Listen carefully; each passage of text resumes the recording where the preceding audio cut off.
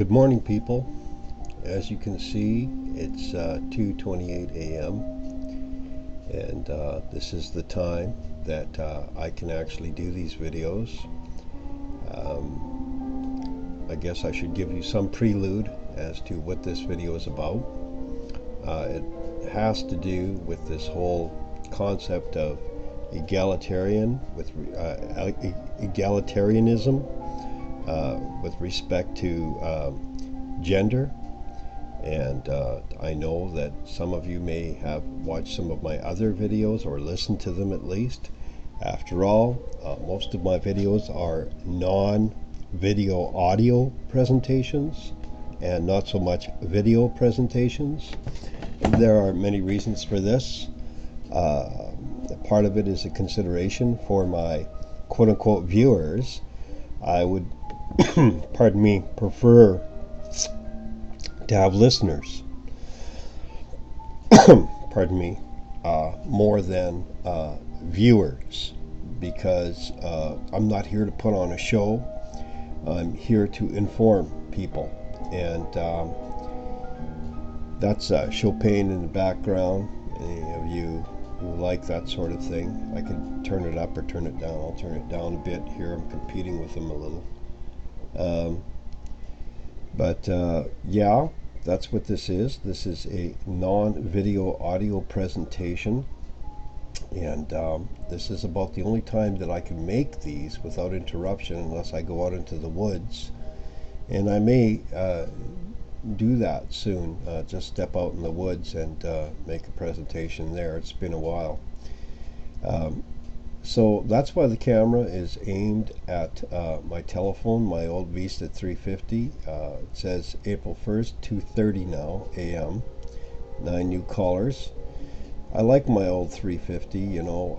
I've seen the 390. It looks nice too and seems to have many of the same old features as the 390. But this old thing, you know, it's been with me for some time. I bought it long ago. And you know, you can see it's missing a string of LCDs in the display, but I could still make out what the digits are supposed to be saying. And April 1st, well, I suppose that this is a time when the status quo is accepting of fools. But I'm not with the status quo. You know, I don't play these silly reindeer games. I think they're nonsensical, and a lot of people do get hurt on April 1st due to practical jokes. I don't delight in fools, okay? And I don't delight in being a fool. But what I'm about to present to you is it is not foolish, okay? It has nothing to do with what the masses would dub April Fools. This is no joke, and in order for me to relate it, I ask that you bear with me as I take some momentary pauses to try to deliver this as simply and directly as possible.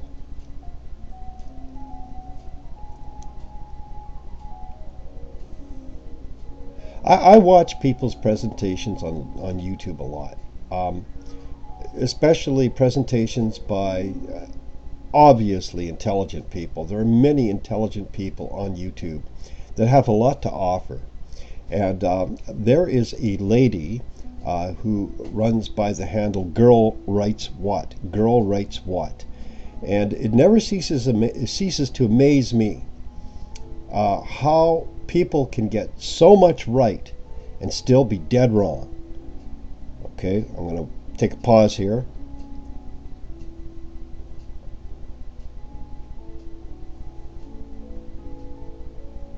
I love this piece. I love this piece of Chopin, you know. It's just oh, so good. But even myself, I will be so right on some topics and so dead wrong on others. I don't exempt myself from that. It seems that intelligent people have this thing about them where they have so much figured out that there are other things that they're just dead wrong about. And I'm wondering if this woman, if she is not one of those people, because she seems a little ambiguous with respect to her approach on gender egalitarianism. And she is so right about so many things, and I have praised her. I have shared many of her videos on Facebook with others. She is a lady from my own province, and she really knows how to shoot it from the hip, and for that I salute her. But on the topic of egalitarianism, this is where I think we start to part ways. And basically, girl writes what, or woman writes what? I think it's woman writes what. Anyway, how do I put this? She exposes the folly, if you will, of feminism. But I would like to qualify that there was a time when feminism was not a bad thing. I repeat, there was a time when feminism was not a bad thing. Now, mind you, that was in the colonial days. That is when the poor in England and in Europe dreamed of a time when the woman could stay at home. Women back then sometimes worked 18 hours in sweatshops, and their children along with them, places like England, in these huge sweat factories, and rarely did spouses even have time for one another. I'm talking about the lower class of people. They dreamed for a ticket to come to the Americas, and the women, the lowly women, organized feminist groups where these women, their goal was to stay at home and raise their children and work the fields, their own fields, in their own homes. This was their dream, to be the woman of the house and to tend to her children and to her husband and her family. This was the original feminist dream. It's almost like, 1984, George Orwell, war is peace, slavery is freedom. That's the full circle that feminism has taken here in these last days. They fought for the right to live in their homes and take care of their children and not work in sweat factories. The original feminists did.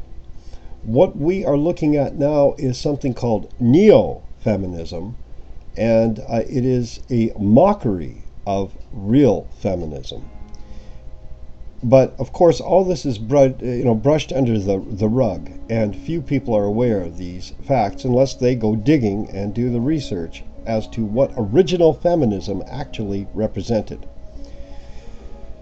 That said, feminism has become an utter facade, a farce, and I have to stand with woman writes what, and at least 96% of what she has to say about feminism. It's a shame because she sort of meanders into something called egalitarianism, and this still takes us to the whole concept of equal rights. And I'm with her as far as equal rights go, with respect to humanity. We part as genders, and we will always part as genders because we are not the same gender. And it almost seems as though she is sort of gently trying to imply that based on gender we should be treated as equals. No, we cannot, nor shall we ever be treated or regarded as equals based on gender. And I noticed that she is very careful not to call herself a gender egalitarian, but I think I've heard her refer to herself as an egalitarian. And I wish she would be less ambiguous, because this tends to lead a lot of people on. The average person, they hear the word egalitarian and they think that's it. Equal rights, equal genders, gender equality. And in the case of gender egalitarianism, yeah, that is basically the view, and it is the illusion, because right at the cellular level, right when those chromosomes come together to form an embryo, there is a difference with respect to the gender of that biological organism, a human life, right there. The signals, the biochemical signals to the mother, who acts as the incubator for the child growing within her, or embryo growing within her, her whole biological system has received a different encoding that it would normally receive if it were manufacturing a member of the opposite gender. This is how intrinsic it is. This is where it even begins.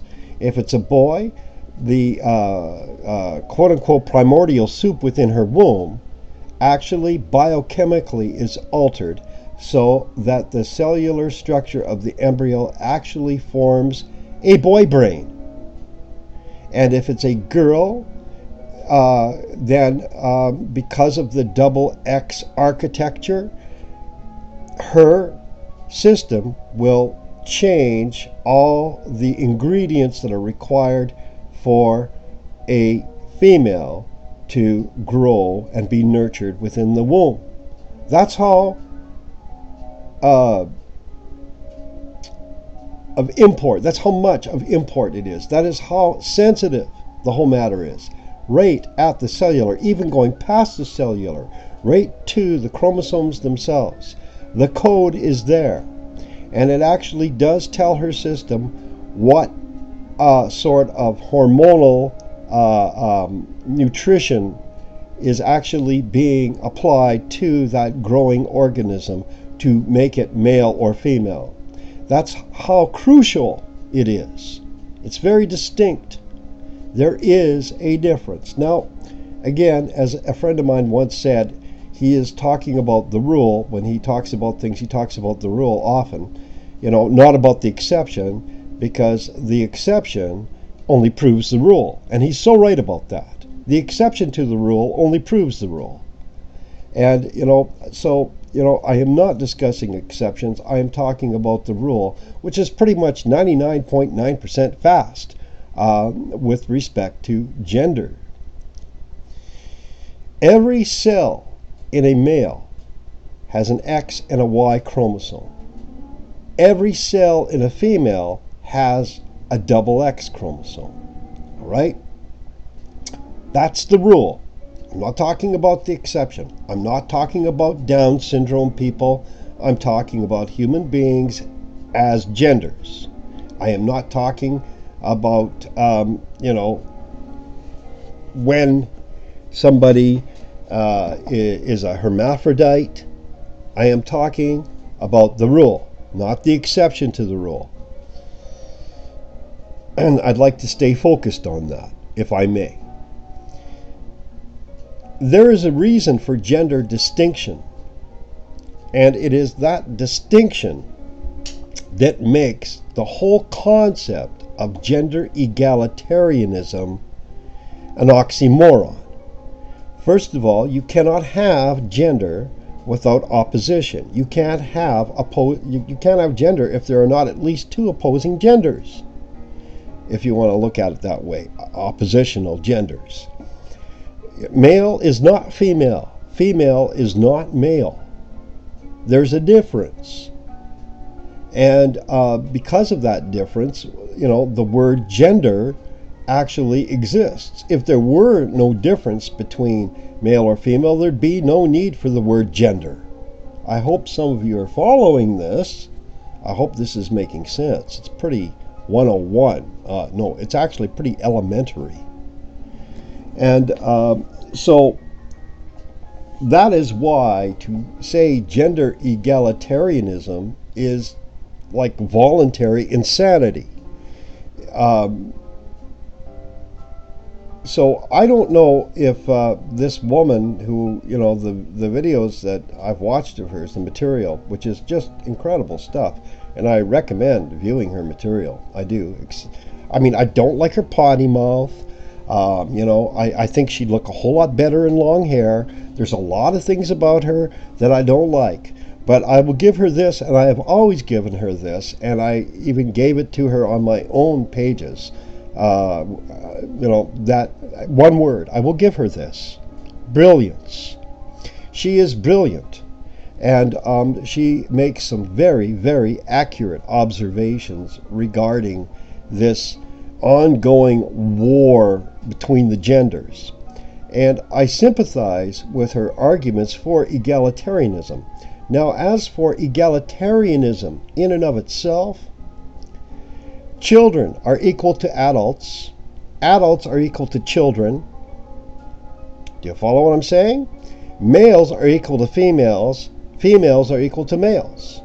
Regardless of age, regardless of race, creed, color, regardless. If you're a human, you're a human being. Okay? After that, all resemblances are merely coincidental. There's no way that, a female baseball player is identical to a male baseball player, all right? Even though they're both baseball players. That's what I mean by coincidental, all right? There's something else in their characters as human beings that coincides. They're both baseball players. They are not baseball players because they're human. You see what I'm saying? So what is it that makes them equals? They're human beings. And in this respect, equality exists among all. And there is your equality, people. People, that's what makes you all equal. You're all people. Now, when you start breaking it down into gender, I'm sorry, you cannot regard one another as an equal and as a gender based on, based on equality. Okay, your gender doesn't make you equal to anybody. All right, you have a coincidental maybe relationship between two females. What do they have in common? They're both females. Are they equal because they're both females? You see, it really narrows it down. When you start bringing it to gender, of course, we start, no, they're not equals because they're both females. They're equals because they're both human beings. Two baseball players of opposite genders are not equal because they're of opposite genders, and they're not equal because they're both baseball players, really, are they now? One might be a better baseball player than the other, more talented, or one might be, strictly, a pitcher, and one might be strictly a hitter, or whatever. I don't care, and I don't play baseball either, But my point is simply that when we talk about equality, we have to keep it within the context of humanity, or, I mean it, leave it alone. Leave it alone, because that's the only way that we can speak of equality fairly for all, that we are all human beings. And I think a lot goes with that, respect for one another's humanity. But unfortunately, in this modern age, many of us have the blinders on, and we seem to miss the whole idea that, being a human being supersedes being a gender. There are people who are, born with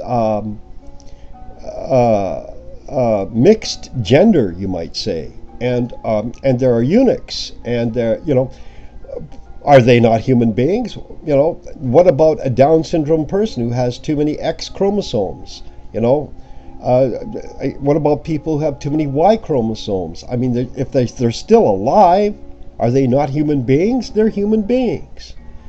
Gender egalitarianism is an illusion that needs to be put away.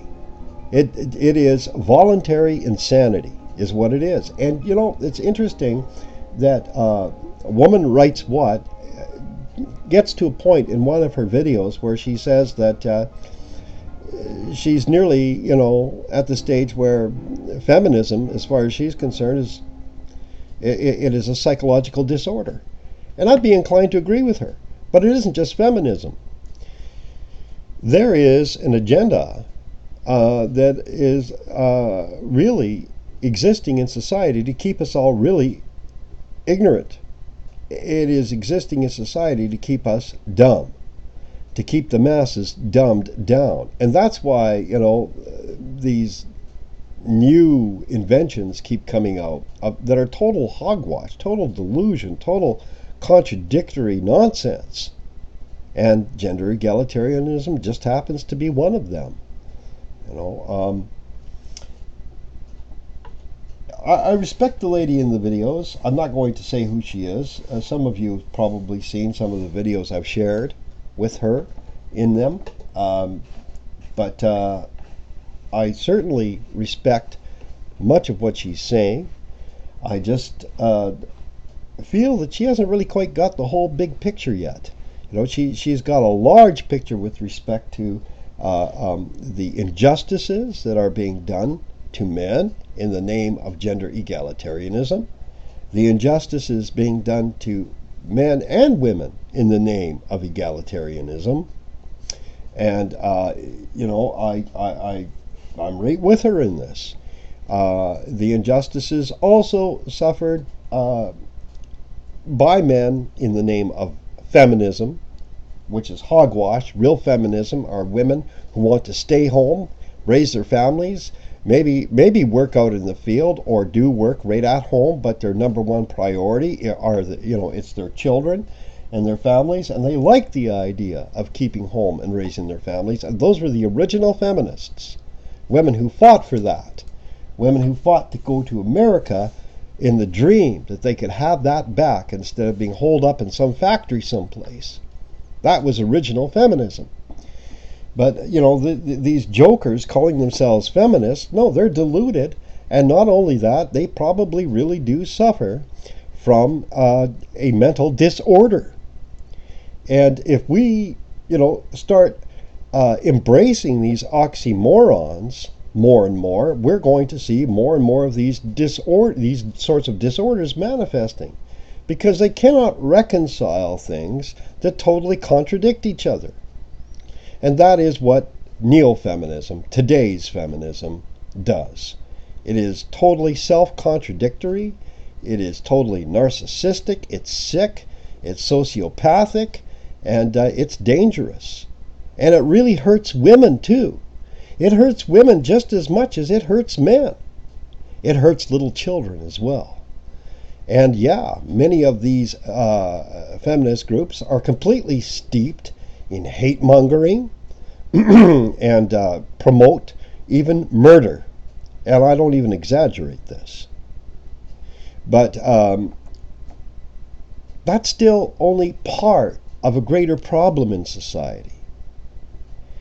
And I really do believe there is it's too quote-unquote coincidental to be a coincidence. There is an agenda, and it is to keep people ignorant.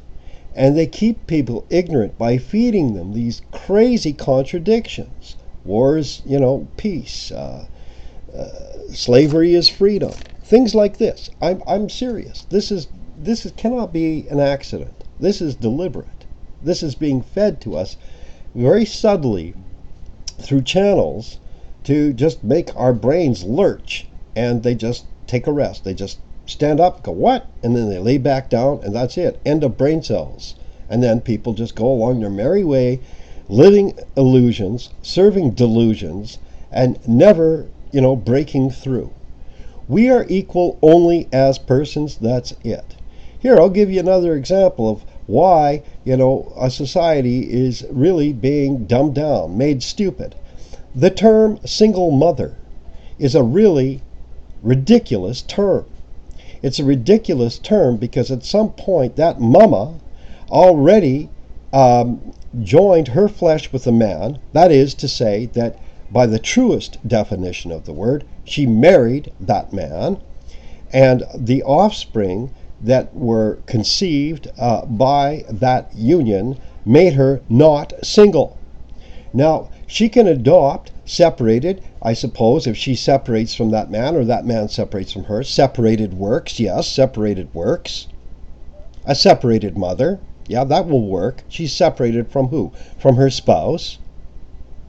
A divorced mother will work, yes, okay. She may have been divorced, all right. She may have been widowed, okay. She might be a widowed mother. That's acceptable, yes. But a single mother? Hello?